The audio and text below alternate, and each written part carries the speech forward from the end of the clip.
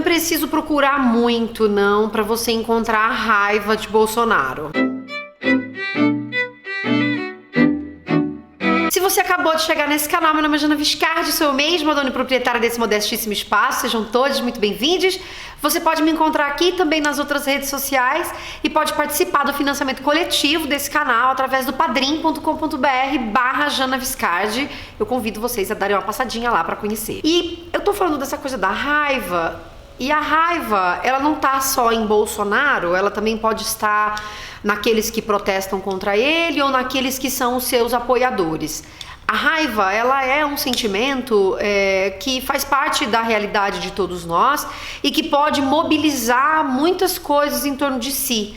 É em função ou a partir de uma certa raiva que as pessoas podem, por exemplo, se mobilizar também positivamente para modificar ou transformar uma realidade. O problema da raiva é quando essa raiva ela tem essa cara de eu odeio a tudo e a todos que não são como eu sou, que é bem a cara da raiva do Jair Bolsonaro, o atual presidente do Brasil.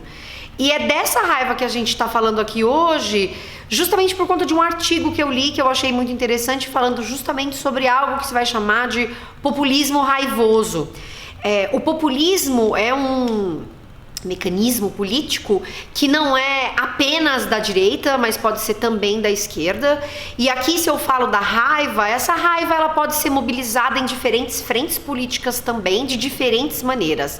E aí o problema está aqui em como é que aparece essa raiva, de que maneira ela está presente, e aqui, para aquilo que me interessa, no discurso do Jair Bolsonaro. Porque esse discurso, ele corporifica o que é essa raiva e vai mobilizando outras pessoas, outras comunidades de indivíduos em torno dessa mesma raiva. E no caso de Jair Bolsonaro, a raiva é a raiva da imprensa, a raiva é a raiva do pensamento diverso, a raiva é a raiva de um Congresso que não faz o que ele quer que seja feito. Então, a raiva é uma raiva que tem a ver com a falta de controle sobre esse outro que deveria fazer tudo da forma como eu acho que ele deveria fazer. E é por isso que a gente vai encontrar, então, nos discursos de Bolsonaro, uma aversão à imprensa, uma constante, não é só uma reclamação, mas é um tripudiar mesmo, porque é parte do jogo democrático você questionar coisas, mas já ultrapassa o limite do que é esse jogo democrático quando você não quer mais que esse que você supostamente questiona exista. Então, essa raiva que é mobilizada pelo Jair Bolsonaro e que está expressa em seus discursos, em inúmeros deles, em diferentes instâncias, ela é negativa para a democracia, ela é um problema para a democracia porque ela quer acabar com essa democracia. E aí aqui o que tem também de significativo, né, em pensar essa raiva é o quanto ela vai mobilizando também esses outros indivíduos para viver em torno dessa mesma raiva. Raiva da imprensa, raiva das minorias, porque é do populismo esse nós contra eles. Aqui essa raiva, o que ela nos traz é justamente um ódio bastante declarado ao que é esse eles, o que é esse outro, que é um inimigo, mas um inimigo que deve acabar, e isso está expresso no discurso. O discurso traz isso. E foi por isso que eu decidi gravar esse vídeo, para falar rapidamente sobre o que é então esse populismo raivoso que justamente vem ocupando um lugar em diferentes lugares no mundo, não só no Brasil, vem ganhando força e forma e corpo mesmo, justamente nessa lógica do ataque daquilo do outro, do ridicularizar o outro, de impedir a existência do outro da forma como é, se não for para fazer aquilo que eu quero que esse outro faça.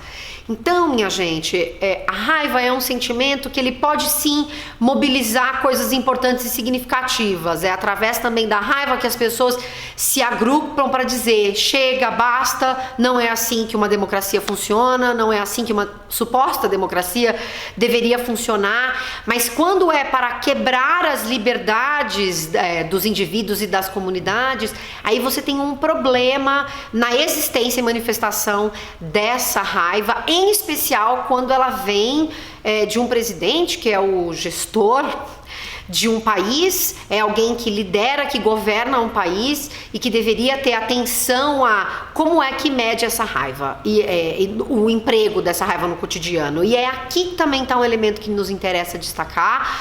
A raiva de Bolsonaro, ela não é desmedida, ela é muito bem pensada porque ela é estratégica.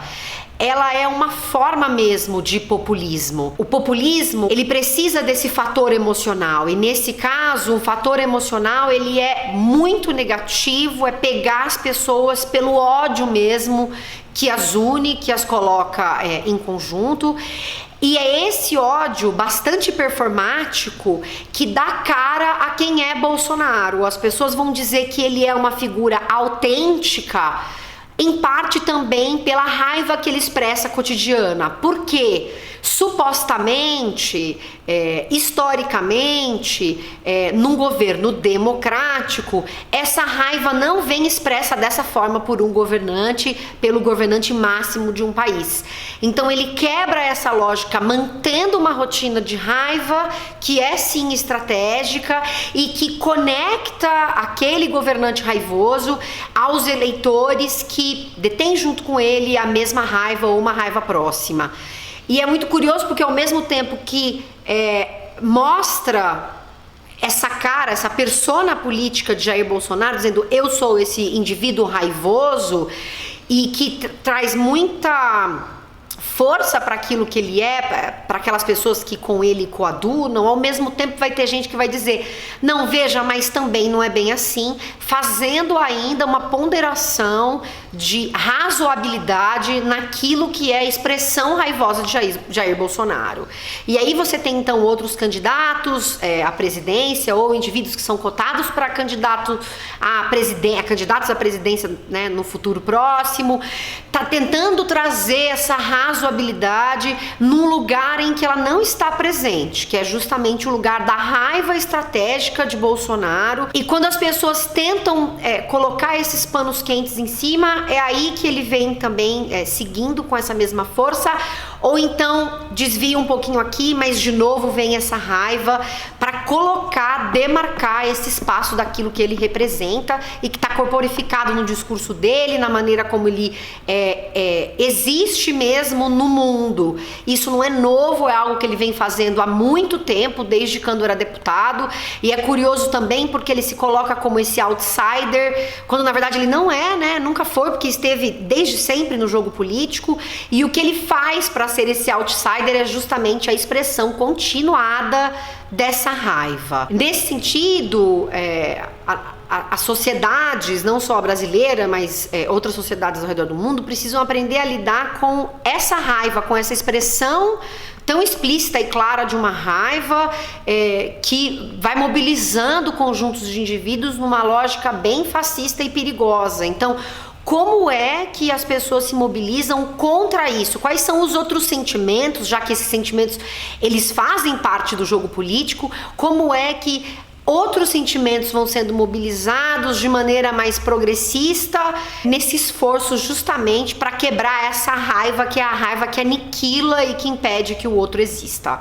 Essa pergunta, né, não tem resposta, eu diria, é mais de olhar um pouco como é que essa raiva pode mobilizar de maneira positiva, digamos assim, e num crescendo de força para agrupar pessoas para que juntas sejam capazes de pensar de maneira mais progressista, digamos assim, ou essa raiva que mobiliza de forma negativa e bem coordenada à extrema direita, de modo a impedir a existência de outros indivíduos. Então eu acho que era isso que eu tinha para trazer hoje para vocês, pensar a medida desses discursos em diferentes circunstâncias e instâncias, e como é que a gente pode então não só discutir, mas pensar mesmo em práticas políticas que quebrem essa lógica de aniquilar o outro que a gente vê nesse populismo raivoso do Jair Bolsonaro ou do Trump e de outros tantos governantes que estão por aí ao redor do mundo.